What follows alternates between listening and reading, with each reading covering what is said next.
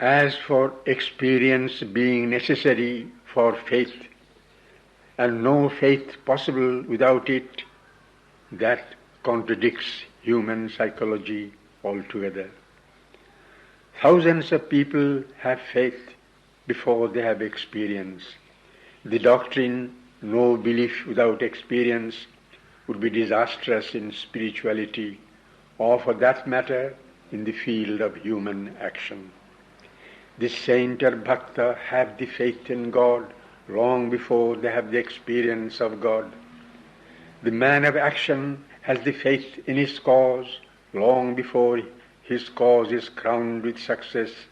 Otherwise, they could not have been able to struggle persistently towards their end in spite of defeat, failure, and deadly peril. I don't know what X means by true faith. For me, faith is not intellectual belief, but a function of the soul.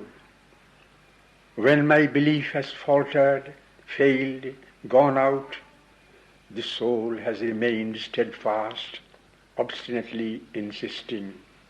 This path and no other. The truth I have felt is the truth, whatever the mind may believe. On the other hand, experiences do not necessarily lead to faith.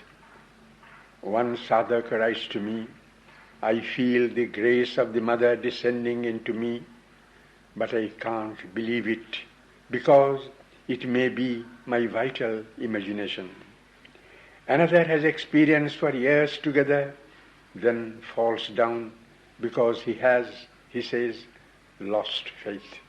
All these things are not my imagination, they are facts and tell their own tale. I certainly did not mean a moral but a spiritual change. A moral man may be chock full of ego, an ego increased by his own goodness and rectitude.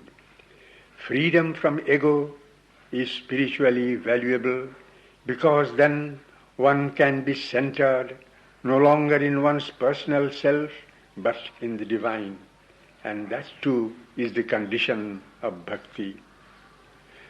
I don't know what is X's objection to emotion. It has its place, only it must not be always thrown outward but pressed inward so as to open fully the psychic doors.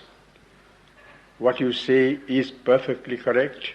I am glad you are becoming so lucid and clear-sighted, the result surely of a psychic change. Ego is a very curious thing, and in nothing more than in its way of hiding itself and pretending it is not the ego. It can always hide even behind an aspiration to serve the divine. The only way is to chase it out of all its veils and corners. You are right also in thinking this is really the most important part of yoga. The Raja Yogis are right in putting purification in front of everything, as I was also right in putting it in front along with concentration in the synthesis of yoga.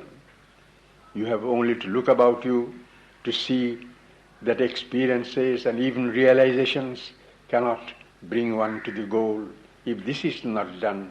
At any moment they can fall owing to the vital still being impure and full of ego. Om Satyam Jnanam Jyotir Aravinda Om Satyam